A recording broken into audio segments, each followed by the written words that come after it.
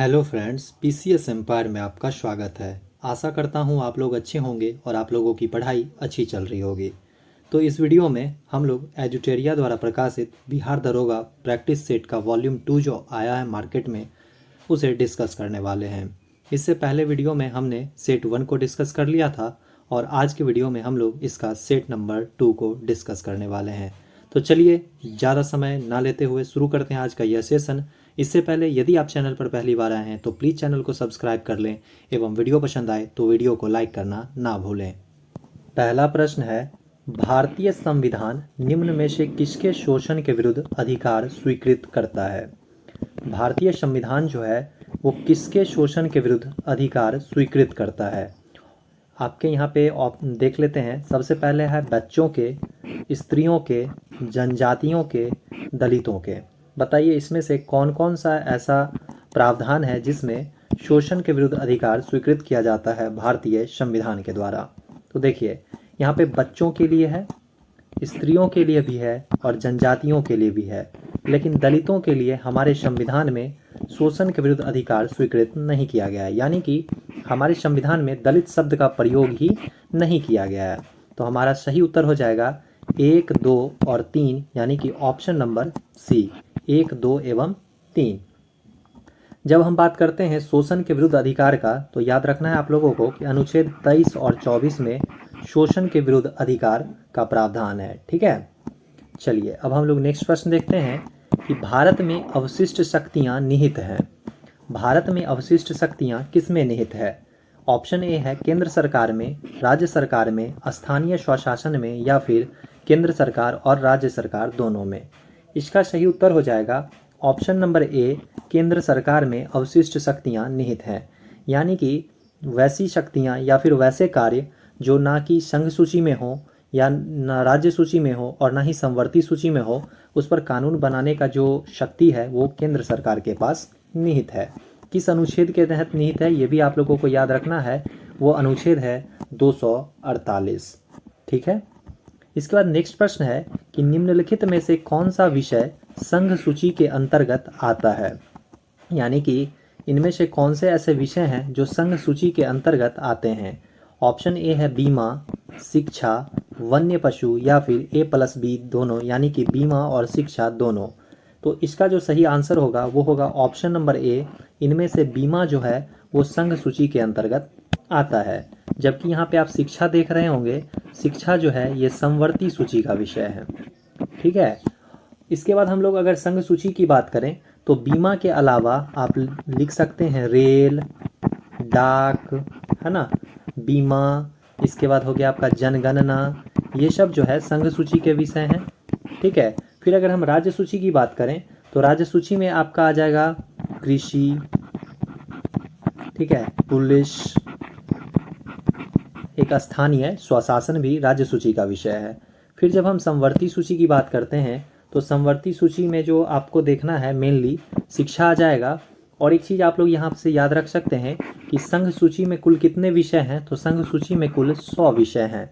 ठीक है, और राज्य सूची में कुल कितने विषय हैं, तो राज्य सूची में कुल 61 विषय हैं और समवर्ती सूची में कुल 52 विषय हैं। ठीक है, तो संघ सूची में 100 विषय हैं, राज्य सूची में 61 विषय हैं और समवर्ती सूची में कुल 52 विषय हैं।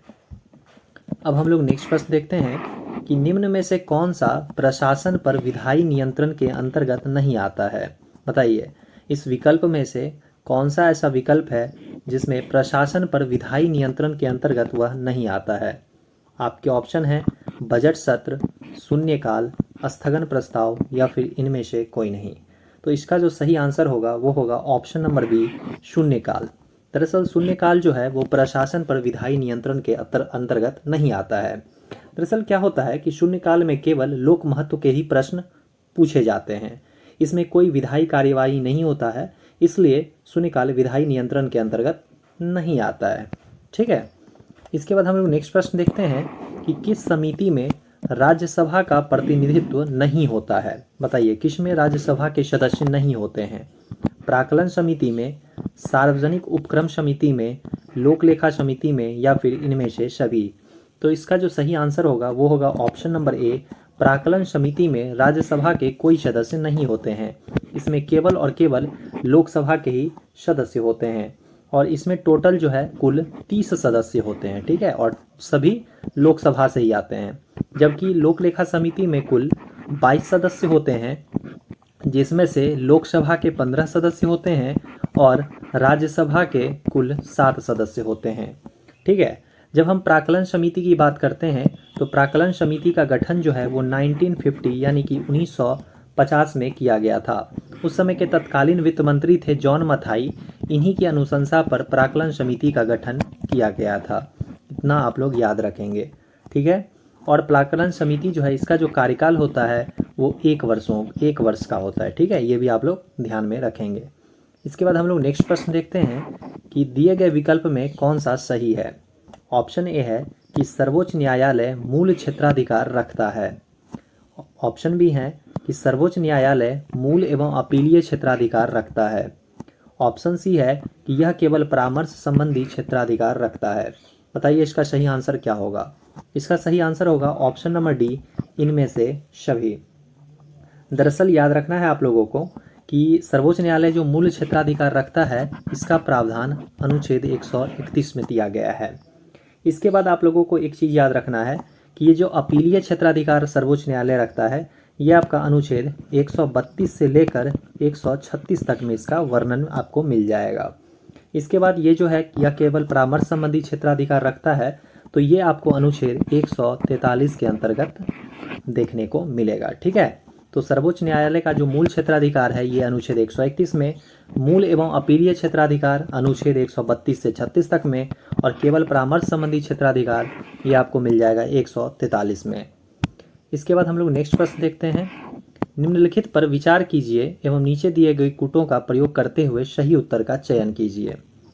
पहला है कथन कि राज्यपाल अपना पद ग्रहण करने से पूर्व शपथ लेगा या प्रतिज्ञान करेगा। तो बिल्कुल पद ग्रहण करने से पूर्व क्या करेगा वो राज्यपाल, शपथ लेगा, बिल्कुल सही है। फिर है कि शपथ या प्रतिज्ञान का प्रारूप भारतीय संविधान की 3री अनुसूची में है।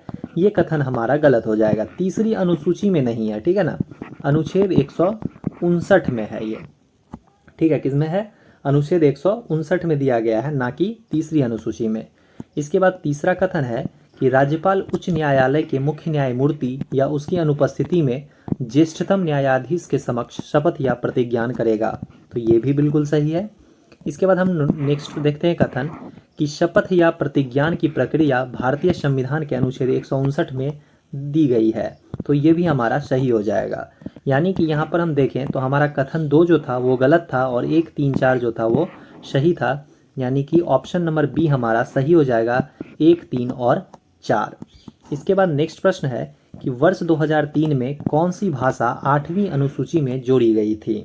बताइए 92वां संविधान संशोधन 2003 के तहत कौन सी भाषा जो है वो 8वीं अनुसूची में जोड़ी गई थी। तो इसका सही उत्तर हो जाएगा ऑप्शन नंबर ए, संथाली, ठीक है। ये आप लोगों को याद रखना है कि 92वां संविधान संशोधन 2003 में हुआ था, जिसके तहत संथाली को भारतीय संविधान की 8वीं अनुसूची में जोड़ा गया था।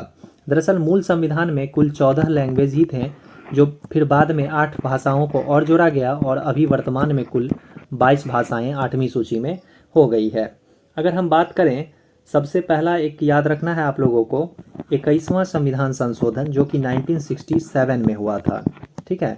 21वां संविधान संशोधन 1967 में सिंधी भाषा को शामिल किया गया था सबसे पहले, ठीक है।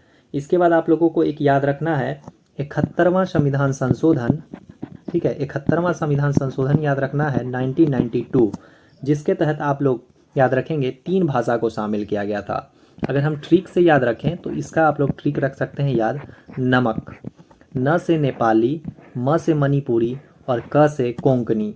तो नेपाली, मणिपुरी और कोंकणी लैंग्वेज को 71वां संविधान संशोधन 1992 के तहत 8वीं अनुसूची में शामिल किया गया था और 92वां संविधान संशोधन के तहत 3 और भाषाओं को शामिल किया गया था, जिसमें एक था संथाली, एक था बोडो और एक था डोगरी, ठीक है। तो इतना आप लोग याद रखेंगे। इसके बाद हम लोग नेक्स्ट प्रश्न देखते हैं कि भारत के प्रत्येक नागरिक का कर्तव्य होगा कि प्राकृतिक पर्यावरण का संरक्षण एवं उसका संवर्धन करे। यह किस अनुच्छेद में शामिल है। भारत के प्रत्येक नागरिक का यह कर्तव्य होगा कि कि प्राकृतिक पर्यावरण का संरक्षण एवं उसका संवर्धन करे। तो बताइए यह किस अनुच्छेद में शामिल है? ऑप्शन है अनुच्छेद 21, अनुच्छेद 48 का क, अनुच्छेद 51 का क या फिर अनुच्छेद 56। तो इसका जो सही आंसर हो जाएगा वो हो जाएगा आपका ऑप्शन नंबर सी, अनुच्छेद 51 के क में यह वर्णन किया गया है कि प्राकृतिक पर्यावरण का संरक्षण एवं उसका संवर्धन करना प्रत्येक नागरिक का कर्तव्य होगा। जब हम यहाँ पे बात करें अनुच्छेद 21 का, तो आप लोगों को याद रखना है कि अनुच्छेद 21 में प्राण व दैहिक स्वतंत्रता की बात की गई है। ठीक है, इसके बाद आप लोग देख सकते हैं यहाँ पे अनुच्छेद 51 का क जो है, इसमें प्रत्येक नागरिक का कर्तव्य होगा कि प्राकृतिक पर्यावरण का संरक्षण एवं उसका संवर्धन करे। और यहाँ पे अनुच्छेद 56 जो है, इसमें आपको राष्ट्रपति की पदावधि के बारे में बताया गया है। ठीक है ना, अनुच्छेद 56 में क्या है? राष्ट्रपति की पदावधि। चलिए इसके बाद हम लोग नेक्स्ट प्रश्न देखते हैं। और यहाँ पे एक आप 48 का क देख रहे होंगे। 48 के क में कहा गया है कि राज्य पर्यावरण की रक्षा और सुधार करने और देश के वनों और वन्य जीव की रक्षा करने का प्रयास करेगा। ठीक है, चलिए अब हम लोग नेक्स्ट प्रश्न देखते हैं कि भारत में नियंत्रक महालेखा परीक्षक पद का सृजन किया गया है। बताइए, भारत में नियंत्रक एवं महालेखा परीक्षक, जिसे हम लोग कैग कहते हैं, इस पद का सृजन जो है वो इसमें से किस अधिनियम के तहत किया गया है? भारत परिषद अधिनियम 1909, भारत शासन अधिनियम 1919, भारत शासन अधिनियम 1935 या फिर भारतीय स्वतंत्रता अधिनियम 1947 द्वारा। तो इसका जो सही उत्तर होगा वो होगा ऑप्शन नंबर बी, भारत शासन अधिनियम 1919 के द्वारा, हमारे संविधान के द्वारा कैग के पद का सृजन किया गया है। कैग की अगर बात करें इसमें, तो कैग का जो पद है वो संविधान के अनुच्छेद 148 के तहत है। ठीक है ना, यानी 148 में कैग के पद की बात की गई है। इसके बाद अगर हम बात करें अनुच्छेद 149 में, तो इसमें कैग के कार्यों के बारे में बताया गया है। ठीक है, इतना आप लोग याद रखेंगे। इसके बाद हम लोग 11वां प्रश्न देखते हैं कि प्रोजेक्ट टाइगर की शुरुआत कब हुई थी? प्रोजेक्ट टाइगर की शुरुआत कब हुई थी? तो इसका जो सही उत्तर हो जाएगा वो हो जाएगा ऑप्शन नंबर सी, अप्रैल 1973 में प्रोजेक्ट टाइगर की शुरुआत हुई थी। इस समय जो हमारे देश के प्रधानमंत्री थे वो थी इंदिरा गांधी। ठीक है, इस समय प्रधानमंत्री कौन थी? इंदिरा गांधी थी। और एक चीज़ आप लोग याद रखेंगे कि टाइगर मैन ऑफ इंडिया किसे कहा जाता है? कैलाश सांखला को। ठीक है, कैलाश सांखला को टाइगर मैन ऑफ इंडिया कहा जाता है। इसके बाद हम लोग नेक्स्ट प्रश्न देखते हैं कि जीवमंडल आरक्षित परिरक्षण क्षेत्र है। जीवमंडल आरक्षित परिरक्षण क्षेत्र इसमें से कौन सा है? बताइए।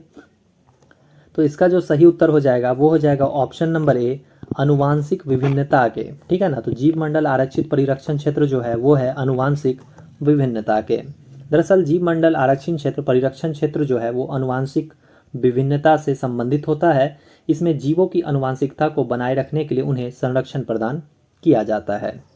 इसके बाद हम लोग नेक्स्ट प्रश्न देखते हैं कि निम्न में से कौन सा एक भारत के राष्ट्रीय जलवायु परिवर्तन कार्य योजना के मिशन में शामिल नहीं है? भारत के राष्ट्रीय जलवायु परिवर्तन कार्य योजना जो है इस मिशन में कौन सा शामिल नहीं है? नाभिकीय शक्ति या फिर सतत कृषि के लिए राष्ट्रीय मिशन, सौर शक्ति या फिर अपशिष्ट से ऊर्जा परिवर्तन। तो इसका जो सही उत्तर होगा वो होगा ऑप्शन नंबर ए, नाभिकीय शक्ति। भारत के राष्ट्रीय जलवायु परिवर्तन कार्य योजना के अंतर्गत नाभिकीय शक्ति जो है ये शामिल नहीं किया गया है। इन तीनों को शामिल किया गया है, इसके अलावा और 5 शामिल किए गए हैं। ठीक है ना, तो यानी कि भारत के राष्ट्रीय जलवायु परिवर्तन कार्य योजना में कुल 8 मिशनों को शामिल किया गया है। 3 यहाँ पे ये हैं, 5 और आप लोग याद रख सकते हैं। मैं 8 का नाम ले लेता हूँ, आप लोग ध्यान में रखेंगे। एक तो राष्ट्रीय सौर मिशन हो जाएगा, एक उन्नत ऊर्जा दक्षता के लिए राष्ट्रीय मिशन हो जाएगा, एक सतत आवास पर राष्ट्रीय मिशन हो जाएगा, एक राष्ट्रीय जल मिशन हो जाएगा, एक हिमालयी पारिस्थितिकी तंत्र को बनाए रखने के लिए राष्ट्रीय मिशन हो जाएगा, एक हरित भारत के लिए राष्ट्रीय मिशन, सतत कृषि के लिए राष्ट्रीय मिशन और लास्ट जलवायु परिवर्तन के लिए सामरिक ज्ञान पर राष्ट्रीय मिशन। ठीक है, चलिए अब हम लोग नेक्स्ट प्रश्न देखते हैं कि टुमोरोज बायोडाइवर्सिटी पुस्तक के लेखक कौन हैं? टुमोरोज बायोडाइवर्सिटी पुस्तक के लेखक कौन हैं? तो इसका जो सही उत्तर है वो है ऑप्शन नंबर सी, वंदना शिवा टुमोरोज बायोडाइवर्सिटी पुस्तक के लेखक हैं और इसका प्रकाशन जो है वो वर्ष 2000 में किया गया था। इसके बाद हम लोग नेक्स्ट प्रश्न देख लेते हैं कि निम्न में से कौन प्राथमिक उपभोक्ता का उदाहरण है? चींटी, हिरन, बाघ या फिर लोमड़ी। तो इसका सही उत्तर हो जाएगा ऑप्शन नंबर, यानी कि ये जो हिरन है ये आपका क्या है, प्राथमिक उपभोक्ता का उदाहरण है। यानी कि ऑप्शन नंबर बी हमारा सही हो जाएगा। चींटी, बाघ, लोमड़ी ये सब जो है ये प्राथमिक उपभोक्ता के उदाहरण नहीं है। ठीक है। दरअसल प्राथमिक उपभोक्ता उसे कहा जाता है जो शाकाहारी प्राणी होते हैं, ठीक है ना, जो केवल प्लांट्स खाते हैं, उन्हें हम लोग प्राथमिक उपभोक्ता कहते हैं। इसके बाद हम लोग नेक्स्ट प्रश्न देखते हैं। यहाँ पे थोड़ा जूम कर देता हूँ ताकि आप लोगों को स्पष्ट दिखाई दे। प्रश्न है कि अप्रैल 2023 में निर्वाचन आयोग द्वारा की गई घोषणा के अनुसार वर्तमान में राष्ट्रीय पार्टी की संख्या कितनी है? अप्रैल 2023 में निर्वाचन आयोग द्वारा की गई घोषणा के अनुसार वर्तमान में राष्ट्रीय पार्टी की संख्या कितनी है? तो इसका जो सही उत्तर हो जाएगा वो हो जाएगा ऑप्शन नंबर बी 6। वर्तमान में 6 राष्ट्रीय पार्टियां हैं। ठीक है ना। तो इतना आप लोग याद रखेंगे कौन कौन सा है। तो एक तो आपका हो जाएगा इंडियन नेशनल कांग्रेस यानी कि भारतीय राष्ट्रीय कांग्रेस, एक हो जाएगा भारतीय जनता पार्टी, एक बहुजन समाज पार्टी, एक आम आदमी पार्टी, एक नेशनल पीपुल्स पार्टी और एक हो जाएगा CPIM। ठीक है। इसके बाद हम लोग नेक्स्ट प्रश्न देखते हैं कि भारत का पहला संविधान साक्षर जिला कोल्लम किस राज्य में है? तो सबसे पहले आप लोगों को याद रखना है कि भारत का जो पहला संविधान साक्षर जिला है वो कौन सा है, वो है कोल्लम। ठीक है। अब आपको बताना है कि यह किस राज्य में स्थित है। आपके ऑप्शन है तमिलनाडु, कर्नाटका, केरल या फिर तेलंगाना। तो इसका सही उत्तर हो जाएगा option number C, Kerala. Kerala में भारत का पहला संविधान साक्षर जिला कोल्लम स्थित है। इसके बाद हम लोग नेक्स्ट प्रश्न देखते हैं, एक राष्ट्र एक उर्वरक परियोजना की शुरुआत किसके द्वारा की गई? बताइए, एक राष्ट्र एक उर्वरक परियोजना की शुरुआत किसके द्वारा की गई है? प्रधानमंत्री के द्वारा, राष्ट्रपति के द्वारा, उर्वरक मंत्री के द्वारा या फिर गृह मंत्री के द्वारा? इसका सही उत्तर हो जाएगा ऑप्शन नंबर ए, प्रधानमंत्री के द्वारा एक राष्ट्र एक उर्वरक परियोजना की शुरुआत की गई है। कब की गई है ये भी आप लोग याद रखेंगे। इसकी शुरुआत की गई है 17 अक्टूबर 2022 में। ठीक है। प्रधानमंत्री नरेंद्र मोदी द्वारा भारतीय जन उर्वरक परियोजना एक राष्ट्र एक उर्वरक की शुरुआत की गई है। इसी के तहत याद रखना है आप लोगों को कि प्रधानमंत्री ने एक भारत यूरिया बैंक भी लॉन्च किया। ठीक है ना, भारत यूरिया बैंक। ठीक है, किसके तहत? तो एक राष्ट्र एक उर्वरक परियोजना के तहत ही प्रधानमंत्री मोदी द्वारा भारत यूरिया बैंक लॉन्च किया गया। इसके बाद नेक्स्ट प्रश्न है, वैश्विक आतंकवाद सूचकांक 2023 में भारत का स्थान क्या है? वैश्विक आतंकवाद सूचकांक 2023 में भारत का स्थान क्या है? तो इसका जो सही उत्तर हो जाएगा वो हो जाएगा ऑप्शन नंबर सी, 13। ठीक है ना। भारत का स्थान जो है वैश्विक आतंकवाद सूचकांक में वो 13वां है। पहले स्थान पर जो है वो है अफगानिस्तान। ठीक है। और एक चीज़ याद रखना है कि वैश्विक आतंकवाद सूचकांक जारी कौन करता है? तो इसे जो जारी करता है वो है IEC। IEC यानी कि institute for economic and peace. Institute for economic and peace के द्वारा वैश्विक आतंकवाद सूचकांक जारी किया जाता है। इसके बाद हम लोग नेक्स्ट प्रश्न देखते हैं कि वर्ल्ड इकोनॉमिक आउटलुक रिपोर्ट 2023 द्वारा भारतीय अर्थव्यवस्था की वृद्धि दर कितनी अनुमानित की गई है? तो सबसे पहले आप लोग जान लीजिए कि वर्ल्ड इकोनॉमिक आउटलुक रिपोर्ट 2023 जो है ये जारी कौन करता है? तो ये जारी करता है IMF। ठीक है, IMF इसे जारी करती है वर्ल्ड इकोनॉमिक आउटलुक रिपोर्ट। और इसके अनुसार वर्ष 2023 में भारतीय अर्थव्यवस्था की जो वृद्धि दर है वो 5.9% रहने की गुंजाइश है, जबकि 2024 के लिए 6.3% रहने की गुंजाइश है। ठीक है। इसके बाद हम लोग नेक्स्ट प्रश्न देखते हैं कि विश्व का प्रथम 3D प्रिंटेड रॉकेट का क्या नाम है? बताइए, विश्व का पहला 3D प्रिंटेड रॉकेट का क्या नाम है? तो इसका जो सही उत्तर है वो है ऑप्शन नंबर बी, टेरॉन 1 यानी टेरॉन फर्स्ट। ठीक है। इसे कहाँ से प्रक्षेपित किया गया है? तो ये भी आप लोग याद रखेंगे, इसे फ्लोरिडा अमेरिका से प्रक्षेपित किया गया है। ठीक है ना, फ्लोरिडा अमेरिका से इसे प्रक्षेपित किया गया है। इसके बाद नेक्स्ट प्रश्न है कि भारत में व्यावसायिक तौर पर 5G सेवा लॉन्च करने वाली पहली कंपनी कौन सी है? बताइए, भारत में व्यावसायिक तौर पर 5G सेवा लॉन्च करने वाली पहली कंपनी कौन सी है? तो इसका जो सही उत्तर होगा वो हो जाएगा ऑप्शन नंबर बी, एयरटेल। ठीक है, याद रखना है। और इसको याद रखना है आप लोगों को कि इस सेवा को सबसे पहले किस राज्य में शुरू किया गया था। तो एयरटेल के द्वारा इस सेवा को सबसे पहले जो है वो गुजरात में शुरू किया गया था।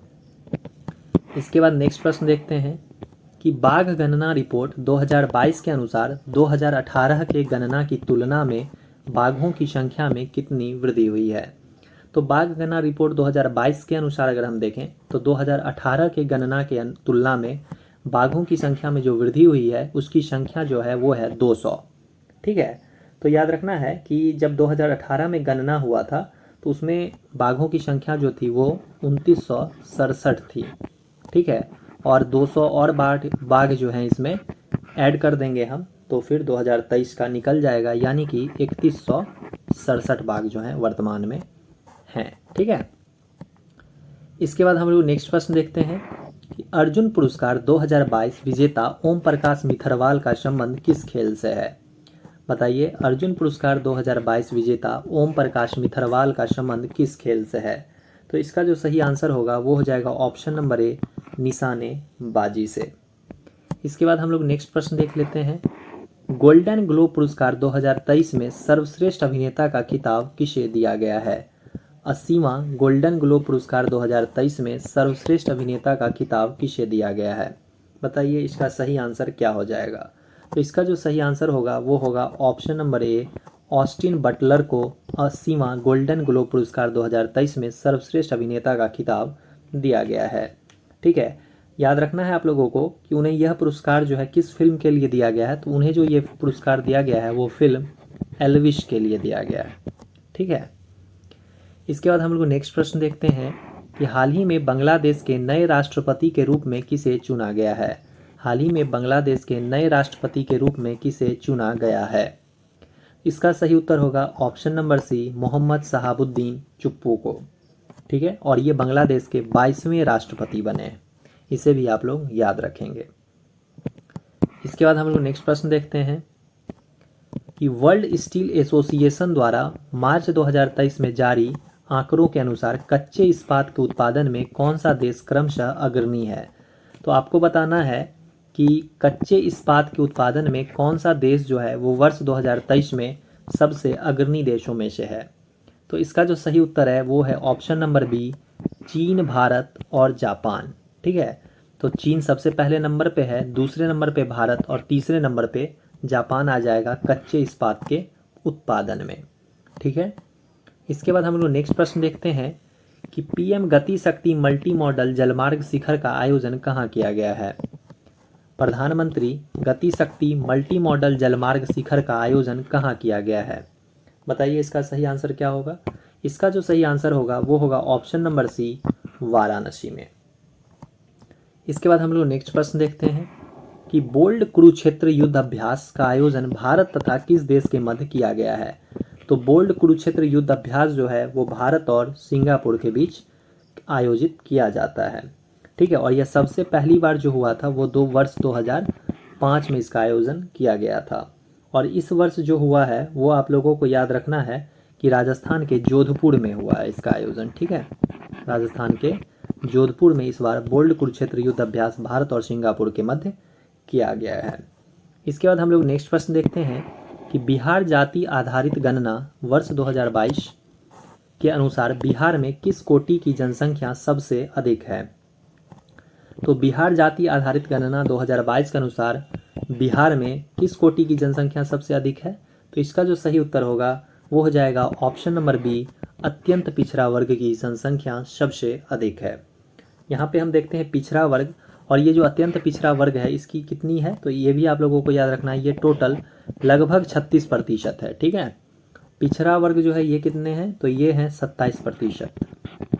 ठीक है, अनुसूचित जाति कितनी है? तो ये हो जाएंगी 19.61%।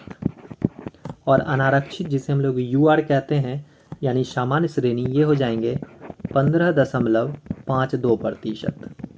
ठीक है, इसे आप लोग नोट कर लेंगे किसी कॉपी में।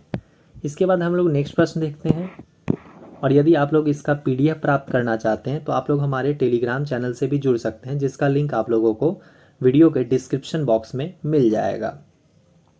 प्रश्न है कि हाल ही में लंपी प्रोवैक टीका को किस मंत्रालय द्वारा लॉन्च किया गया है? बताइए, लंपी प्रोवैक टीका को किस मंत्रालय के द्वारा लॉन्च किया गया है?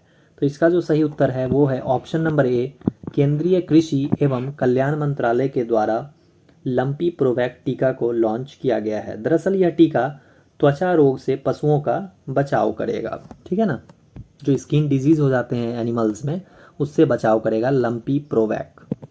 इसके बाद हम लोग नेक्स्ट प्रश्न देखते हैं कि WHO ने हाल ही में किस देश को मलेरिया मुक्त घोषित किया है? तो WHO ने हाल ही में किस देश को मलेरिया मुक्त घोषित किया है? तो इसका सही उत्तर हो जाएगा अजरबैजान और तजाकिस्तान, यानी कि ऑप्शन नंबर डी हमारा सही हो जाएगा, ए तथा बी दोनों, ठीक है ना। तो मलेरिया मुक्त घोषित किया किसे? अजरबैजान और तजाकिस्तान को। अब तक WHO जो है वो टोटल 42 देशों को मलेरिया मुक्त घोषित कर चुका है। इसके बाद हम लोग नेक्स्ट प्रश्न देखते हैं कि भारत में 16वें राष्ट्रपति द्रौपदी मुर्मू को कुल वैध मतों का कितना प्रतिशत मत प्राप्त हुआ था?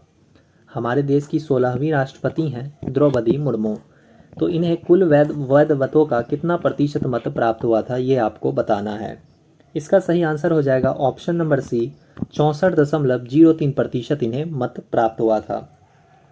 इनके विपक्ष के उम्मीदवार कौन थे ये भी आप लोगों को याद रखना है, एग्जाम में पूछा गया था एक बार BPSC के एग्जाम में, तो ये याद रखना है आप लोगों को, यशवंत सिन्हा इनके विपक्ष के उम्मीदवार थे, ठीक है, जो कि पराजित हो गए थे। इसके बाद हम लोग नेक्स्ट प्रश्न देखते हैं कि निम्नलिखित में से किसे चिकित्सा के क्षेत्र में नोबेल पुरस्कार 2023 से सम्मानित किया गया है? आपको बताना है कि वर्ष 2023 के लिए चिकित्सा के क्षेत्र में किन्हें नोबेल पुरस्कार दिया गया था। इसका सही आंसर हो जाएगा ऑप्शन नंबर डी, ए तथा बी दोनों, यानी कि कैटालिन कारिको और ड्रू विसमैन। कैटालिन कारिको और ड्रू विसमैन को चिकित्सा के क्षेत्र में नोबेल पुरस्कार दिया गया है वर्ष 2023 के लिए, ठीक है। प्रश्न है कि भारत सरकार ने किस वर्ष तक देश को टीबी मुक्त करने का लक्ष्य रखा है? तो भारत सरकार ने देश को टीबी मुक्त करने का जो लक्ष्य रखा है वो है ऑप्शन नंबर सी, 2025 तक। यहाँ पे आप 2023 देख रहे होंगे, 2023 में भारत कालाजार मुक्त करने का लक्ष्य रखा है, जबकि कालाजार मुक्त करने का लक्ष्य 2030 तक WHO का है, यानी WHO कालाजार मुक्त करने का लक्ष्य जो है वो 2030 तक रखा है, जबकि भारत सरकार वर्ष 2023 तक रखी है, ठीक है। इसके बाद हम लोग नेक्स्ट प्रश्न देखते हैं कि विश्व वन्यजीव दिवस 2023 का विषय क्या है? विश्व वन्यजीव दिवस 2023 का विषय क्या है? तो इसका जो सही उत्तर है वो है ऑप्शन नंबर ए, वन्यजीव संरक्षण के लिए भागीदारी। वन्यजीव संरक्षण के लिए भागीदारी जो है ये विश्व वन्यजीव दिवस 2023 का थीम है, ठीक है। और हम लोग विश्व वन्यजीव दिवस कब सेलिब्रेट करते हैं, यानी कब मनाया जाता है, तो इसे भी आप लोग याद रखेंगे, इसे 3 मार्च को मनाया जाता है। इसके बाद हम लोग नेक्स्ट प्रश्न देख लेते हैं कि ऑपरेशन गंगा पुस्तक के लेखक कौन हैं? ऑपरेशन गंगा पुस्तक के लेखक कौन हैं? बताइए इसका सही उत्तर क्या हो जाएगा? तो ऑपरेशन गंगा पुस्तक के जो लेखक हैं वो हैं ऑप्शन नंबर बी, तरुण पिथोड़े। कौन है? तरुण पिथोड़े। इसके बाद आप लोगों को एक याद रखना है सत्य व्यास के बारे में। इनकी एक पुस्तक है बागी बलिया, ठीक है। इनकी एक पुस्तक याद रखना है आप लोगों को याद कि बागी बलिया जो है, इसके लेखक जो हैं वो हैं सत्य व्यास। ज्ञान चतुर्वेदी जो है इनका है पागल खाना, ठीक है। और सूर्यवंशम एक पुस्तक है जिसके लेखक हैं शिव शंकरी, ये भी आप लोग याद रखेंगे। सूर्यवंशम पुस्तक के लेखक हैं शिव शंकरी। इसके बाद हम लोग नेक्स्ट प्रश्न देखते हैं कि BCCI द्वारा आयोजित महिला प्रीमियर लीग यानी वीमेन प्रीमियर लीग 2023 का खिताब मुंबई इंडियंस ने जीता। तो आपको बताना है कि इसने फाइनल में किस टीम को हराकर यह खिताब अपने नाम किया था। तो याद रखना है महिला प्रीमियर लीग जो हुआ था इसे मुंबई इंडियंस ने दिल्ली कैपिटल्स को हराकर जीत लिया था, ठीक है। तो याद रखना है इसमें टोटल 5 टीमें जो है वो पार्टिसिपेट की थी, ठीक है ना। कितनी टीमें? 5 टीमें इसमें पार्टिसिपेट की थी। Delhi Capitals, Gujarat UP warriors, RCB और मुंबई इंडियंस। इसके बाद हम लोग नेक्स्ट प्रश्न देखते हैं कि विश्व बैडमिंटन चैंपियनशिप 2026 का आयोजन कहाँ किया जाएगा। विश्व बैडमिंटन चैंपियनशिप 2026 का आयोजन कहाँ किया जाएगा। ऑप्शन है चीन, जापान, मलेशिया या फिर इनमें से कोई नहीं। इसका जो सही उत्तर हो जाएगा वो हो जाएगा ऑप्शन नंबर डी, इनमें से कोई नहीं। क्योंकि विश्व बैडमिंटन चैंपियनशिप 2026 का आयोजन जो है वो आपको कहाँ किया जाएगा, वो भारत के अंदर किया जाएगा। ठीक है ना, इसे आप लोग नोट कर लेंगे क्योंकि भारत में इसका आयोजन हो रहा है, इसलिए ये काफ़ी इम्पोर्टेंट हो जाता है। इसके बाद नेक्स्ट प्रश्न है कि क्षेत्रीय ग्रामीण बैंक की स्थापना कब की गई थी। बताइए, क्षेत्रीय ग्रामीण बैंक की स्थापना कब की गई थी। तो इसका सही उत्तर हो जाएगा ऑप्शन नंबर बी, 2 अक्टूबर 1975 को क्षेत्रीय ग्रामीण बैंक की स्थापना की गई थी। और इसकी जो स्थापना की गई थी वो भंडारी समिति की अनुशंसा पर की गई थी। इसे भी आप लोग याद रखेंगे। ठीक है, भंडारी समिति की अनुशंसा पर इसकी स्थापना की गई थी। जब हम लोग क्षेत्रीय ग्रामीण बैंक की बात किए यानी बैंकों की बात किए तो आप लोगों को याद रखना है एक आरबीआई के बारे में। आरबीआई की स्थापना कब हुई थी, 1 अप्रैल 1935 में। ठीक है, आरबीआई की स्थापना 1 अप्रैल 1935, जबकि एसबीआई की स्थापना जो है वो हुई थी 1 जुलाई 1955। ठीक है, 1 जुलाई 1955 में एसबीआई की स्थापना हुई थी। इसके बाद हम लोग नेक्स्ट प्रश्न देखते हैं कि निम्नलिखित में से कौन अप्रत्यक्ष कर का उदाहरण है। बताइए, कौन सा ऐसा टैक्स है जो इनडायरेक्ट टैक्स है। निगम कर, उपहार कर, सेवा कर या फिर इनमें से सभी। इसका सही उत्तर हो जाएगा ऑप्शन नंबर सी, सेवा कर जो है ये इनडायरेक्ट टैक्स का उदाहरण है, जबकि निगम कर और उपहार कर जो है ये डायरेक्ट टैक्स के उदाहरण है। ठीक है, यहाँ से आप एक ट्रिक याद रख सकते हैं कि तब सीमा जी प्रोडक्ट बिकी। ठीक है, इस ट्रिक से आप लोग जो है सारे अप्रत्यक्ष करों को याद कर सकते हैं। देखिए, त से जो है वो तटकर हो जाएगा, ब से जो है वो बाजार कर हो जाएगा, सीमा से सीमा शुल्क हो जाएगा, फिर एक स से सेवा कर हो जाएगा और एक म से मनोरंजन कर हो जाएगा, जी से जीएसटी हो जाएगा, प्रोडक्ट से उत्पाद कर हो जाएगा और बिकी से बिक्री कर हो जाएगा। ठीक है, यानी तट कर, बाजार कर, सीमा शुल्क, सेवा कर, मनोरंजन कर, जीएसटी, उत्पाद कर और बिक्री कर जो है ये सब के सब अप्रत्यक्ष कर के उदाहरण है।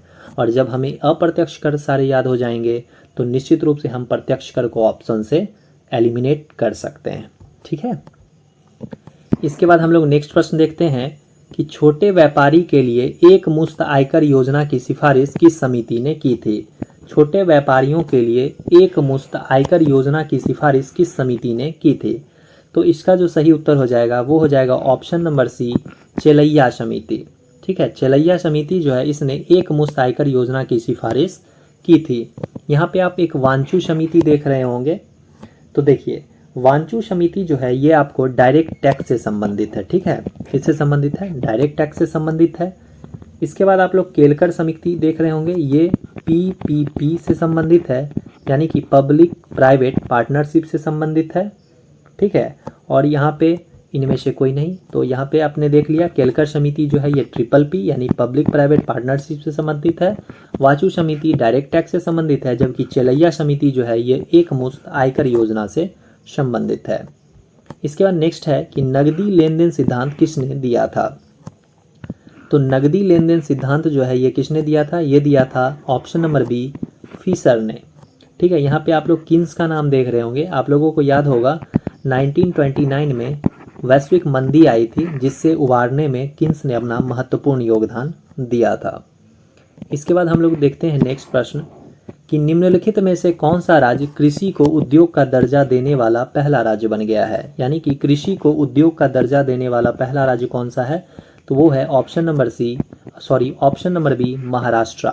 महाराष्ट्र जो है हाल ही में अपना पहला उद्योग रत्न पुरस्कार भी दिया है ना। तो उद्योग रत्न पुरस्कार जो महाराष्ट्र दिया है, तो पहला पुरस्कार किसे दिया गया है, ये भी आप लोगों को याद रखना है, रतन टाटा को। ठीक है, ये करंट अफेयर्स के प्रश्न है, मैंने यहाँ पे आप लोगों को बता दिया। इसके बाद नेक्स्ट प्रश्न देख लेते हैं जो कि इतिहास का है कि अशोक के किस शिलालेख में आत्मनियंत्रण की शिक्षा दी गई है। अशोक के किस शिलालेख में आत्मनियंत्रण की शिक्षा दी गई है। तो इसका सही आंसर हो जाएगा ऑप्शन नंबर सी, छठे अभिलेख में आत्मनियंत्रण की शिक्षा दी गई है। अगर हम बात करें पहले शिलालेख की, तो इसमें जो है पशु बलि की निंदा की गई है, ठीक है ना, पशु बलि की निंदा की गई है। दूसरे शिलालेख में मनुष्य एवं पशु चिकित्सा से संबंधित है, मनुष्य एवं पशु चिकित्सा से संबंधित है दूसरा शिलालेख। छठा शिलालेख जो था ये आत्मनियंत्रण की शिक्षा देता है, जबकि 13वां शिलालेख जो है इसमें कलिंग युद्ध का वर्णन मिलता है, ठीक है।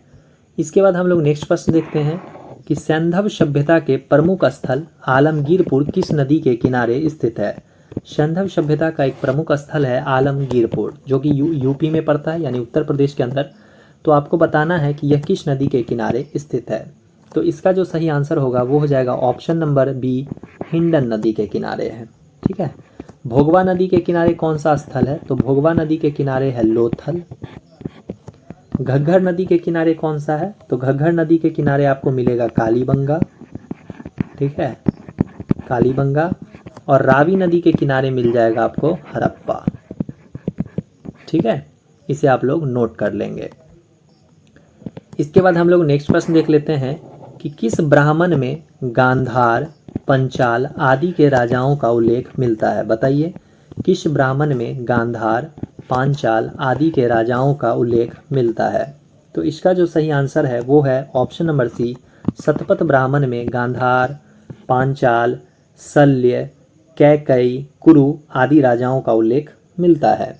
और शतपथ जो है ये यजुर्वेद का ब्राह्मण है, ठीक है ना। शतपथ जो है ये किसका है, यजुर्वेद का ब्राह्मण है। इसके बाद आप लोग यहाँ पे देख रहे हैं एक पंचविश। पंचविश जो है ये सामवेद का ब्राह्मण है, किसका, पंचविश सामवेद का ब्राह्मण है। गोपथ जो है ये अथर्ववेद का ब्राह्मण है, गोपथ जो है ये अथर्ववेद का ब्राह्मण है। और ऐत्रेय जो है ये ऋग्वेद का ब्राह्मण है, ठीक है, इसे भी आप लोग ध्यान में रखेंगे। शतपथ ब्राह्मण यजुर्वेद का, पंचविश सामवेद, गोपथ अथर्ववेद और ऐत्रेय ऋग्वेद का ब्राह्मण है। इसके बाद नेक्स्ट प्रश्न देख लेते हैं हम लोग कि देवपारा अभिलेख का संबंध किस शासक से है। देवपारा अभिलेख का संबंध किस शासक से है। ऑप्शन है स्कंदगुप्त, विजयसेन, बलश्री या फिर इनमें से कोई नहीं। इसका सही उत्तर हो जाएगा ऑप्शन नंबर बी, विजयसेन से संबंधित है देवपारा अभिलेख। एक स्कंदगुप्त से भी याद रखना है आप लोगों को, भीतरी अभिलेख। भीतरी अभिलेख जो है ये स्कंदगुप्त से संबंधित है, एग्जाम में कई बार पूछे गए हैं और पूछे जाते रहे हैं। इसके बाद नेक्स्ट प्रश्न है कि अलाउद्दीन खिलजी के समय भू राजस्व की दर उपज का कितना भाग था। तो अलाउद्दीन के समय में भू राजस्व का दर जो था वो कुल उपज का 1/2 भाग था। कितना था, 1/2, यानी कि ऑप्शन नंबर ए हमारा यहाँ पे सही हो जाएगा।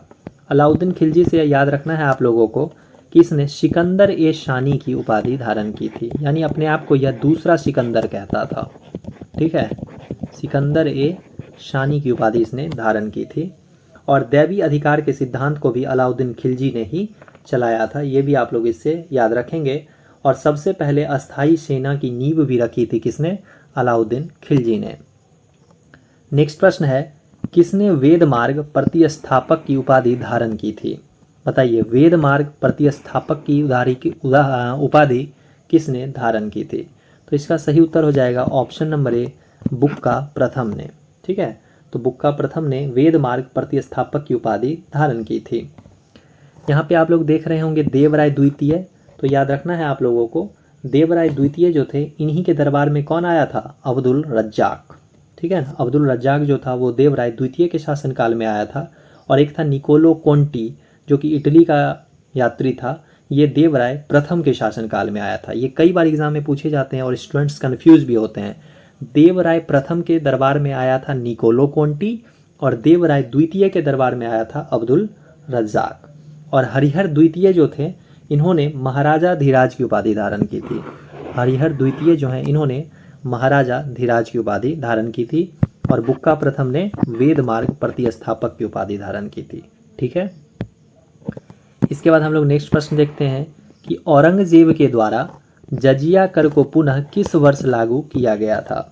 बताइए, औरंगजेब द्वारा जजिया कर को किस वर्ष लागू किया गया था? जजिया कर को अकबर ने क्या किया था? समाप्त कर दिया था। कब समाप्त किया था? 1563 में। ठीक है ना। इसे औरंगजेब ने पुनः लागू किया था, तो कब किया था? तो इसका सही उत्तर है ऑप्शन नंबर डी, 1679 में। ठीक है। चलिए, इसके बाद हम लोग यहाँ पे एक चीज़ और आप लोग याद रख सकते हैं कि 1679 में ही औरंगजेब ने बीबी का मकबरा भी बनवाया था। ठीक है ना, बीबी का मकबरा 1679 में ही इसने बनवाया था। इसके बाद हम लोग नेक्स्ट प्रश्न देखते हैं कि बंगाल में द्वैध शासन व्यवस्था की स्थापना किसने किया? तो बंगाल में द्वैध शासन व्यवस्था की जो स्थापना किया था वो किया था option number A, Robert Clive ने। यह बंगाल का प्रथम गवर्नर भी था। और एक चीज़ याद रखना है आप लोगों को इससे कि पलासी का युद्ध जो हुआ था 1757 में सिराजुद्दौला के विरुद्ध, इसी ने नेतृत्व किया था अंग्रेजों का। अंग्रेजी सेना का नेतृत्व किसने किया था? रॉबर्ट क्लाइव ने, पलासी के युद्ध में। और बक्सर का युद्ध जो 1764 हुआ था उसमें हेक्टर मुनरो ने नेतृत्व किया था। ठीक है। इसके बाद हम लोग नेक्स्ट प्रश्न देखते हैं कि सहायक संधि को स्वीकार करने वाले राज्यों का क्रम कौन सा सही है? बताइए। तो इसका जो सही आंसर है कि सहायक संधि को स्वीकार करने वालों में, तो इसका सही आंसर हो जाएगा option number A, Hyderabad, Mysore और फिर तंजौर। हैदराबाद 1798 में, मैसूर भी 1799 में और तंजौर जो है ये 1799 में है। परंतु अगर मंथ की बात करें तो इस दृष्टिकोण से मैसूर जो है वो तंजौर से पहले आएगा। ठीक है। इसके बाद हम लोग नेक्स्ट प्रश्न देखते हैं, पहाया विद्रोह, जिसे हम लोग पहाड़िया विद्रोह कहते हैं, इसका संबंध किस राज्य से है? तो पहाड़िया विद्रोह का संबंध जो है वो है ऑप्शन नंबर ए, बिहार एवं झारखंड से। ठीक है ना। इस विद्रोह का नेतृत्व जो है यानी पहाड़िया विद्रोह का नेतृत्व किसने किया था? तो वो किए थे तिलका मांझी। ये भी आप लोगों को याद रखना है। तिलका मांझी जो थे इन्होंने ही पहाया विद्रोह या पहाड़िया विद्रोह का नेतृत्व किए थे। इसके बाद हम लोग नेक्स्ट प्रश्न देखते हैं, 1857 के क्रांति को किस ब्रिटिश नायक ने इलाहाबाद में दबाया था? कहाँ से पूछ रहा है? इलाहाबाद में किसने दबाया था? तो इसका सही आंसर हो जाएगा ऑप्शन नंबर ए, कर्नल नील ने। तो इलाहाबाद में दबाया था कर्नल नील ने। कैंपबेल ने लखनऊ में दबाया था। ठीक है। और निकोलसन जो था इसने दिल्ली में। ठीक है। तो इसे आप लोग ध्यान रखेंगे। इसके बाद नेक्स्ट प्रश्न है कि आज़ाद हिंद सरकार की स्थापना किसके द्वारा की गई थी? आज़ाद हिंद सरकार, तो आज़ाद हिंद सरकार की स्थापना वर्ष 1943 में सुभाष चंद्र बोस के द्वारा की गई थी, जबकि रास बिहारी बोस के द्वारा 1942 में यानी 1942 में आज़ाद हिंद फौज की स्थापना की गई थी।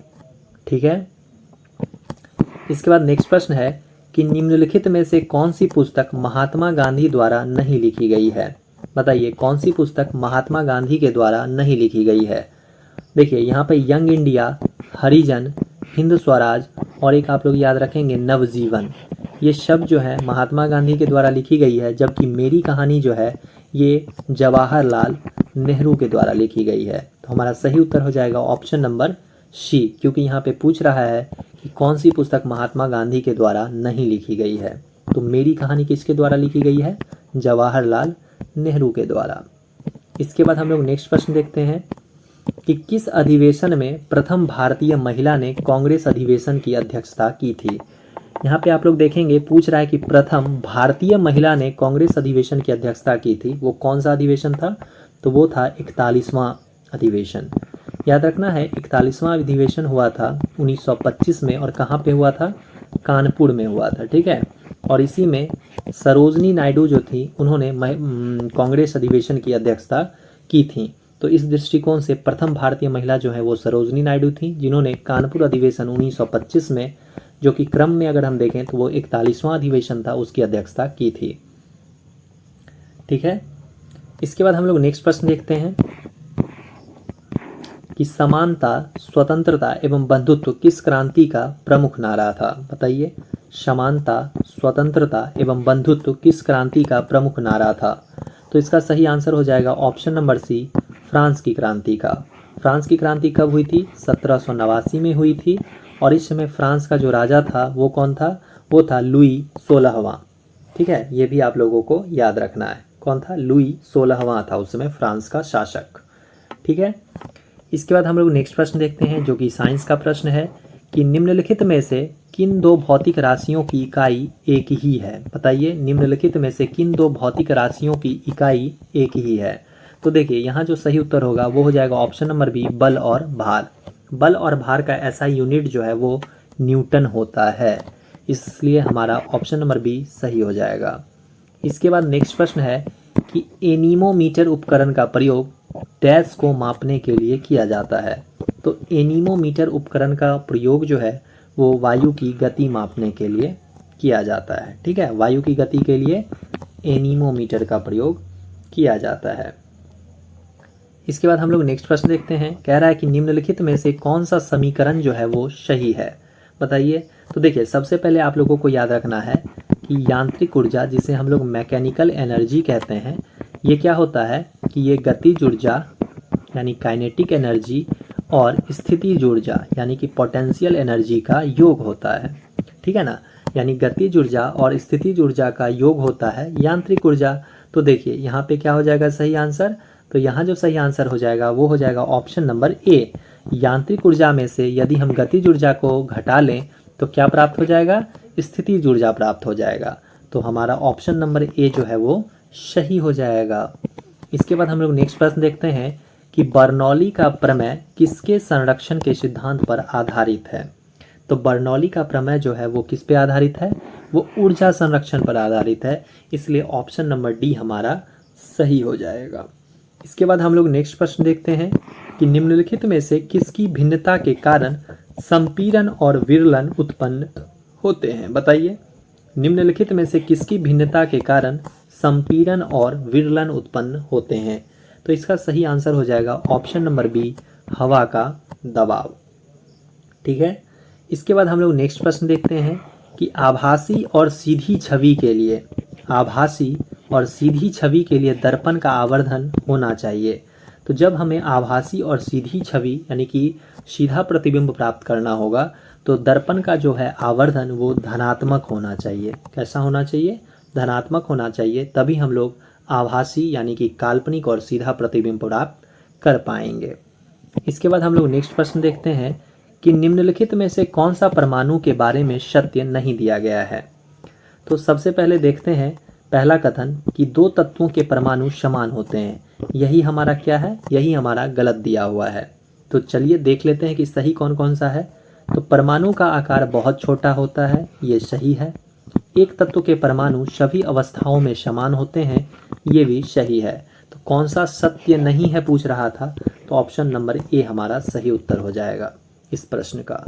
इसके बाद हम लोग नेक्स्ट प्रश्न देखते हैं कि धातुओं के पतली तार के रूप में ढलने की विशेषता क्या कहलाती है?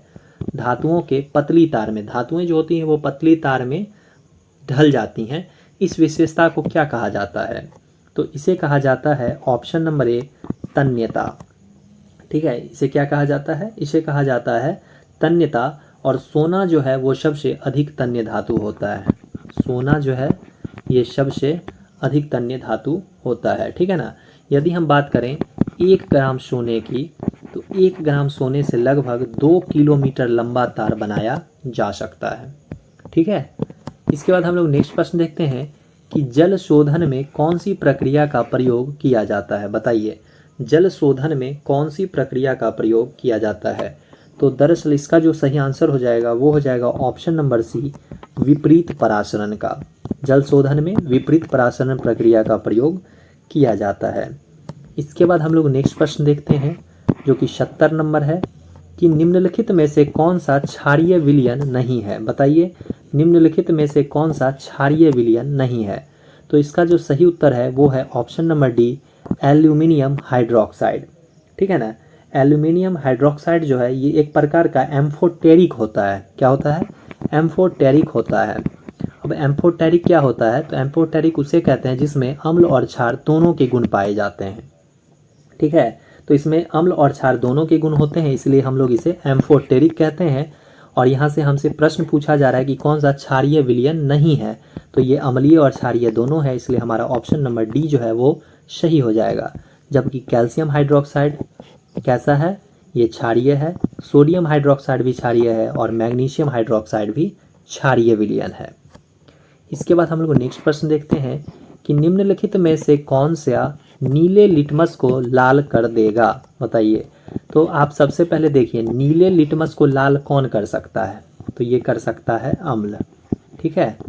अम्ल जो है ये क्या करता है, नीले लिटमस को लाल कर देता है। अगर ट्रिक से आप याद रखना चाहें तो आप अनिल याद रख सकते हैं, अनिल, यानी कि अ से अम्ल, अम्ल जो है ये नीले को क्या कर देगा, लाल कर देगा, ठीक है ना। अम्ल क्या करेगा, नीले को लाल करेगा। तो देखिए इसमें अम्लीय प्रकृति किसका होता है, तो ये सिरका का होता है ना। तो इसलिए हमारा ऑप्शन नंबर डी जो है ये क्या हो जाएगा, सही हो जाएगा। सिरका की प्रकृति जो होती है वो अम्लीय होती है और अम्ल ही जो है नीले लिटमस को लाल में बदल देता है। जबकि चूने का पानी, बेकिंग सोडा, धोबन सोडा, ये इन सब की जो प्रकृति होती है वो क्षारीय होती है। इसके बाद हम लोग नेक्स्ट प्रश्न देखते हैं कि तत्व फ्लोरीन, क्लोरीन, ब्रोमीन, आयोडीन और एस्टेनिन को सामान्यतः किस नाम से जाना जाता है, बताइए। देखिए इसका जो सही आंसर है वो है ऑप्शन नंबर ए, हैलोजन, ठीक है ना।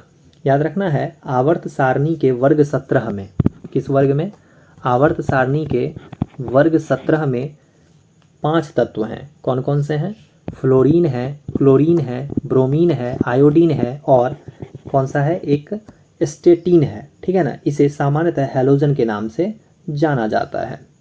और इसमें आप लोगों को याद रखना है एस्टेटिन जो है ये रेडियो एक्टिव तत्व है, ठीक है। कैसा है, ये रेडियो एक्टिव एलिमेंट है, ये भी आप लोगों को याद रखना है। इसके बाद नेक्स्ट प्रश्न है कि अमोनिया का व्यावसायिक निर्माण किस प्रक्रिया से होता है। अमोनिया का व्यावसायिक निर्माण किस प्रक्रिया से होता है, तो अमोनिया का जो व्यावसायिक निर्माण होता है वो ऑप्शन नंबर सी, हैबर प्रक्रिया के माध्यम से होता है, ठीक है। अमोनियम क्लोराइड तथा लाइम के मिश्रण को गर्म करके अमोनिया गैस प्राप्त कर लिया जाता है। किसे, अमोनियम क्लोराइड तथा लाइम के मिश्रण को गर्म करके अमोनिया गैस प्राप्त कर लिया जाता है। नेक्स्ट प्रश्न है माइकोलॉजी का अध्ययन निम्न में से किससे संबंधित है। तो आप जानते होंगे माइकोलॉजी से संबंधित है कवक से, ठीक है ना। जबकि फाइकोलॉजी अगर रहता तो क्या हो जाता, तो हमारा सही उत्तर हो जाता ऑप्शन शैवाल, ठीक है ना। फाइकोलॉजी किससे संबंधित है, शैवालों के अध्ययन से। विषाणु के से संबंधित है वायरोलॉजी और जीवाणुओं से संबंधित है बैक्टीरियोलॉजी, ठीक है। इसके बाद हम लोग नेक्स्ट प्रश्न देखते हैं कि निम्नलिखित में से कौन सा एक कोशिका में अधिक मात्रा में पाया जाने वाला अणु है, यानी कि बताइए कि कोशिका में सबसे अधिक मात्रा में क्या पाया जाएगा, प्रोटीन, जल, वसा या फिर कार्बोहाइड्रेट। तो इसका जो सही आंसर हो जाएगा वो हो जाएगा ऑप्शन नंबर बी, जल। जल जो है कोशिका में लगभग 80% के आसपास होता है, ठीक है ना। प्रोटीन जो है यह 15% होता है, जल 80%, प्रोटीन 15%, वसा जो है ये 3% होता है और कार्बोहाइड्रेट जो है ये लगभग 1% होता है, ठीक है। इसके बाद हम लोग नेक्स्ट प्रश्न देखते हैं कि पौधों में लचीलापन किस ऊतक के कारण होता है।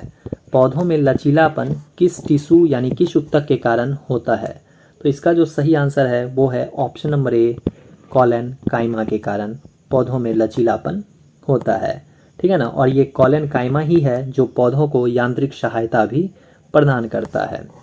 इसके बाद नेक्स्ट प्रश्न है कि मनुष्यों में पुरुषों के यौन गुणसूत्रों में कौन सा समूह होता है। तो पुरुषों के यौन गुणसूत्रों में जो होता है वो है ऑप्शन नंबर सी, एक्स और वाई। मानव कोशिका में गुणसूत्रों की संख्या कितनी होती है, 46, यानी कि 23 जोड़ी, है ना। इसके बाद हम लोग नेक्स्ट प्रश्न देखते हैं कि अमीबा में प्रजनन कैसे होता है, बताइए।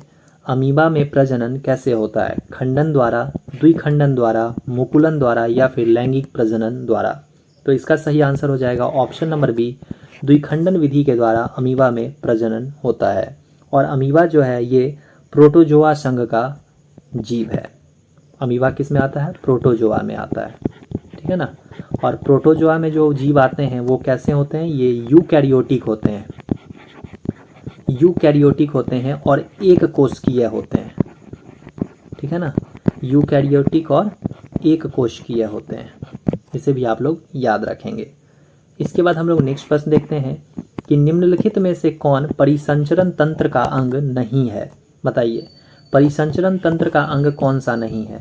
रक्त है, हृदय ये भी है, धमनियाँ ये भी है, बरियात ये नहीं है। ये परिसंचरण तंत्र का नहीं जबकि बल्कि पाचन तंत्र का अंग है। इसलिए हमारा ऑप्शन नंबर सी डी यहाँ पे सही हो जाएगा। इसके बाद नेक्स्ट है कि निम्नलिखित में से किन पौधों को जड़, तना और पत्तियों में विभेदित नहीं किया जा सकता है। बताइए कि किस वर्ग के पौधों को जड़, तना और पत्तियों में विभेदित नहीं किया जा सकता है। तो देखिए, इसका जो सही आंसर है वो है ऑप्शन नंबर सी, स्पाइरोगाइडा। अगर हम बात करें स्पाइरोगाइडा किस वर्ग में आता है, तो ये आप लोगों को याद रखना है, ये थैलोफाइटा में आता है। किस में आता है? थैलोफाइटा में। और थैलोफाइटा में जो भी प्लांट्स आते हैं वो जड़, तना और पत्तियों में विभेदित नहीं किए जा सकते हैं। ठीक है ना। एक याद रखेंगे आप लोग थैलोफाइटा में स्पाइरोगाइडा, एक आप लोग याद रखेंगे यूलोथ्रिक्स, यूलोथ्रिक्स ये भी थैलोफाइटा का उदाहरण है, और एक आप लोग याद रखेंगे कारा। ठीक है, तो स्पाइरोगाइडा, यूलोथ्रिक्स और कारा जो है ये थैलोफाइटा के उदाहरण है, जबकि फर्न, मर्सिलिया और एक आप लोग याद रखेंगे हॉर्सटेल, ये सब टेरिडोफाइटा के उदाहरण है। किसके? टेरिडोफाइटा के उदाहरण है। ठीक है, और टेरिडोफाइटा के जो प्लांट्स होते हैं वो जड़, तना और पत्तियों में विभेदित किए जा सकते हैं। ठीक है, चलिए अब हम लोग नेक्स्ट प्रश्न देखते हैं। यहाँ पे सूची 1 को सूची 2 से मिलाना है। एक तरफ आपको जलप्रपात दिए गए हैं यानी वाटरफॉल्स दिए गए हैं, और एक तरफ आपको स्टेट्स दिया गया है, और यहाँ पे हम लोगों को क्या करना है, इसे मैच करवाना है। देखिए, सबसे पहला है दूध सागर जलप्रपात। तो दूध सागर जलप्रपात जो है ये आपका है गोवा में, यानी 1 का 4, यहाँ पे 1 का 4 है। बरकाना जो है ये आपका कर्नाटक के अंदर है, यानी 2 का 3। इसके बाद है एक आपका दुदुमा। तो बताइए दुदुमा कहाँ हो जाएगा, तो दुदुमा जो है ये है उड़ीसा के अंदर, यानी कि सी का 2 है ना, सी का 2। और एक बच गया किलियूर, किलियूर जो है ये है तमिलनाडु में। तो दूध सागर कहाँ है, गोवा में। बरकाना कहाँ है, कर्नाटका में।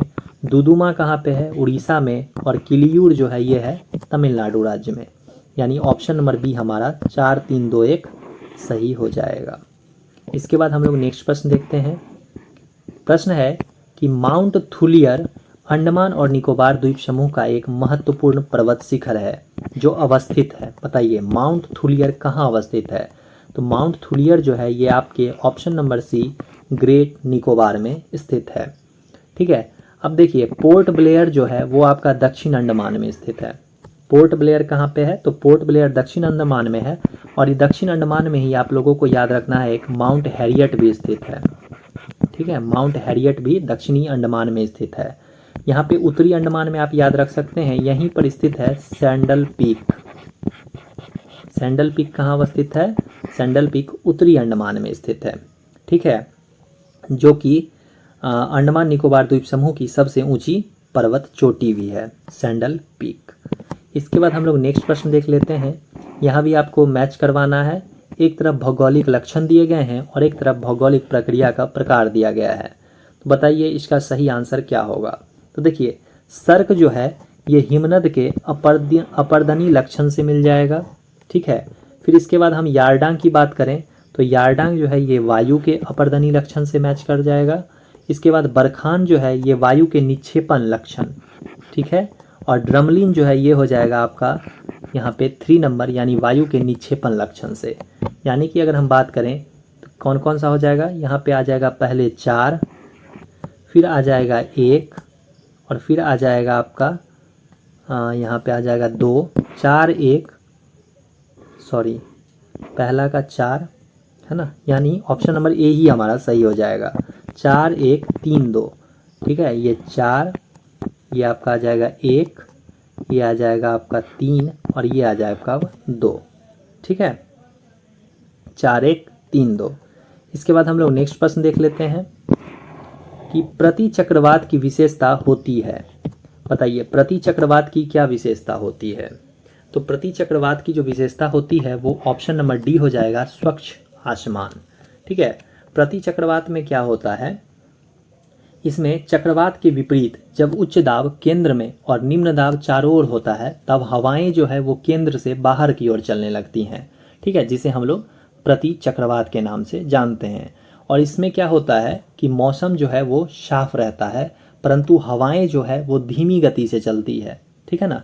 उत्तरी गोलार्ध में याद रखना है कि प्रति चक्रवात जो होता है यह उत्तरी गोलार्ध में घड़ी की सुई की दिशा में नॉर्थ हेमिस्फीयर में क्लॉकवाइज चलेगा, जबकि दक्षिणी गोलार्ध में यह एंटी क्लॉकवाइज चलता है, ठीक है ना। इसे आप लोग याद रखेंगे। इसके बाद नेक्स्ट प्रश्न है कि निम्नलिखित नदियों में से कौन सी एक पंचनद में सम्मिलित नहीं है। बताइए कौन सी नदी है जो पंचनद में सम्मिलित नहीं है। झेलम, सिंधु, सतलज या फिर व्यास। तो इसका सही आंसर हो जाएगा ऑप्शन नंबर बी, सिंधु जो है यह पंचनद में सम्मिलित नहीं है, जबकि ये पंचनद जो है ये सिंधु की सहायक नदियां जरूर हैं। तो कौन कौन से भाई पंचनद में सम्मिलित हैं, तो याद रखना है आप लोगों को, झेलम है, सतलज है, व्यास है और एक आप लोगों को याद रखना है रावी। कितने हो गए, 1 2 3 4। तो कौन कौन सा हो गया, रावी हो गया, झेलम हो गया, सतलज हो गया, व्यास हो गया और एक याद रखना है आप लोगों को चिनाब, ठीक है ना। तो पंचनद हमारे पूरे हो गए, ठीक है। इसके बाद हम लोग नेक्स्ट प्रश्न देखते हैं जो कि 86 नंबर है कि निम्नलिखित स्थानों में से कौन सा एक लौह अयस्क खनन क्षेत्र नहीं है। बताइए लौह अयस्क खनन क्षेत्र कौन सा नहीं है। देखिए बैलाडीला जो कि आपको छत्तीसगढ़ में मिल जाएगा, ये भी लौह अयस्क खनन क्षेत्र है। मयूरभंज जो कि उड़ीसा में है, ये भी लौह अयस्क खनन क्षेत्र है। अनंतपुर जो कि आंध्र प्रदेश में है, ये भी लौह अयस्क खनन क्षेत्र है। जबकि मलाज खंड आपको मध्य प्रदेश में मिलेगा, यह लौह अयस्क खनन क्षेत्र नहीं है, जबकि ये तांबा खनन क्षेत्र है, ठीक है।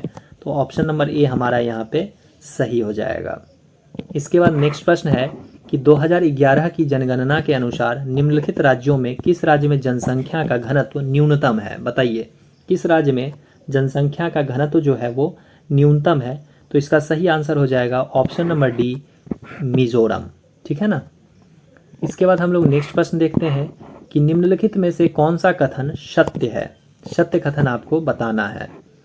पहला कथन है कि बेंगुएला प्रशांत महासागर की एक ठंडी जलधारा है। ये गलत कथन है, क्योंकि बेंगुएला जो है ये ठंडी जलधारा तो है, परंतु ये प्रशांत महासागर की नहीं, अटलांटिक महासागर की है। नेक्स्ट है समताप मंडल में संवहनीय धाराएं पाई जाती हैं। बताइए क्या ये सही है। तो ये भी गलत है, समताप मंडल में नहीं बल्कि क्षोभ मंडल यहाँ पे होना चाहिए था, ठीक है। नेक्स्ट है सिमूम अरब रेगिस्तान में बहने वाली ठंडी हवा है। ये भी कथन गलत है, क्योंकि सिमूम जो है वो अरब रेगिस्तान में बहने वाली हवा तो है, परंतु ये ठंडी नहीं बल्कि ये गर्म एवं शुष्क हवा है, ठीक है, गर्म एवं शुष्क हवा है सिमूम। इसके बाद है कि ब्रिक फील्डर ऑस्ट्रेलिया में चलने वाली गर्म एवं शुष्क हवा है। यही कथन हमारा सही हो जाएगा। ब्रिक फील्डर जो है ये ऑस्ट्रेलिया में चलने वाली गर्म एवं शुष्क हवा है। इसके बाद नेक्स्ट प्रश्न है कि कन्याकुमारी से कृष्णा डेल्टा तक के तट को किस नाम से जाना जाता है। तो कन्याकुमारी से लेकर कृष्णा डेल्टा तक के जो तट हैं इसे हम लोग कोरोमंडल तट के नाम से जानते हैं। आप यहाँ पे कोंकण तट देख रहे होंगे। कोंकण तट जो है ये आपका गुजरात से लेकर गोवा तक के तट को हम लोग क्या कहते हैं, कोंकण तट के नाम से जानते हैं। मालाबार तट क्या है, तो मालाबार तट के बारे में आप लोगों को याद रखना है। मंगलुरु कहाँ पे है, मंगलुरु, मंगलुरु आपको कर्नाटका के अंदर है।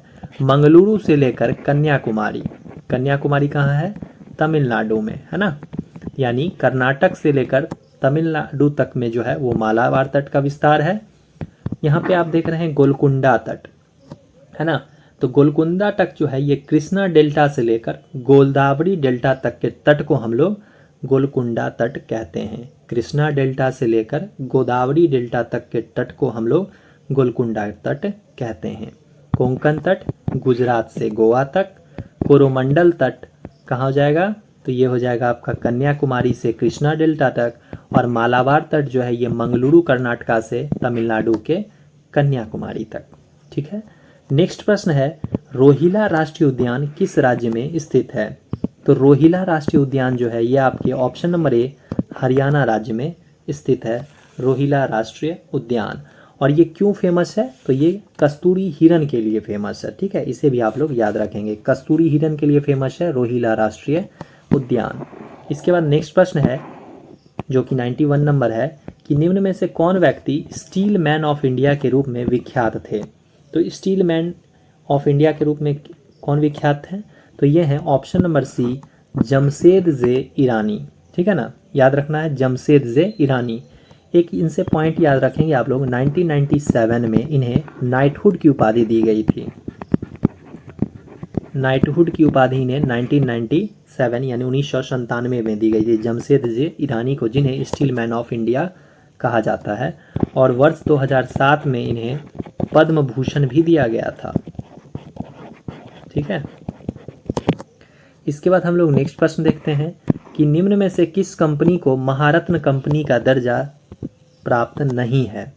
बताइए किस कंपनी को महारत्न कंपनी का दर्जा प्राप्त नहीं है। तो इसका जो सही आंसर हो जाएगा वो हो जाएगा option number B, Hindustan aeronautics limited India limited यानी HAL। ठीक है ना, इसे महारत्न कंपनी का दर्जा प्राप्त नहीं है। तो ऑप्शन नंबर बी हमारा सही हो जाएगा। जबकि Coal India Limited, Power Finance Corporation और गेल इंडिया लिमिटेड इन्हें महारत्न कंपनी का दर्जा प्राप्त है। इसके बाद हम लोग नेक्स्ट प्रश्न देखते हैं कि मंकी पॉक्स नामक बीमारी को विश्व स्वास्थ्य संगठन द्वारा यानी WHO द्वारा क्या नाम दिया गया है। तो मंकी पॉक्स नामक बीमारी को WHO के द्वारा M-पॉक्स यानी कि ऑप्शन नंबर सी हमारा सही हो जाएगा। नेक्स्ट प्रश्न है, दलखाई नृत्य किस राज्य का एक लोक नृत्य है। बताइए दलखाई नृत्य जो है ये किस राज्य का एक लोक नृत्य है। तो इसका सही आंसर हो जाएगा ऑप्शन नंबर ए, ओडिशी। ठीक है, और एक नुआखाई जो है, नुआखाई महोत्सव, ये भी याद रखेंगे आप लोग, उड़ीसा से ही संबंधित है। ठीक है, चेरवा नृत्य जो है वो मिजोरम से संबंधित है। रऊफ नृत्य जो है वो जम्मू कश्मीर से, कथकली केरल से, यक्षगान कर्नाटका से, करगा कर्नाटक से और करगम तमिलनाडु से। ठीक है, इन्हें आप लोग याद रखेंगे। एक बार मैं बहुत सारे लोक नृत्यों का नाम लूँगा और स्टेट्स का नाम लूँगा, आप लोग सुनते जाएंगे। दलखाई नृत्य उड़ीसा से, चिरवा नृत्य मिज़ोरम से, रऊफ नृत्य जम्मू कश्मीर से, कथकली केरल से, यक्षगान कर्नाटका से, करगा कर्नाटका से, करगम तमिलनाडु से। ठीक है, चलिए हम लोग अब नेक्स्ट प्रश्न देखते हैं कि भारतीय वायुसेना के लिए राफेल विमान किस देश से खरीदे गए हैं। काफ़ी इजी प्रश्न है।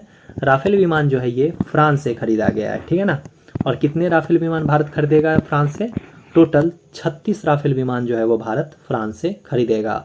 और ये समझौता कब हुआ था भारत और फ्रांस के बीच, ये हुआ था वर्ष 2016 में। और इस समय हमारे प्रधानमंत्री कौन थे, श्री नरेंद्र मोदी।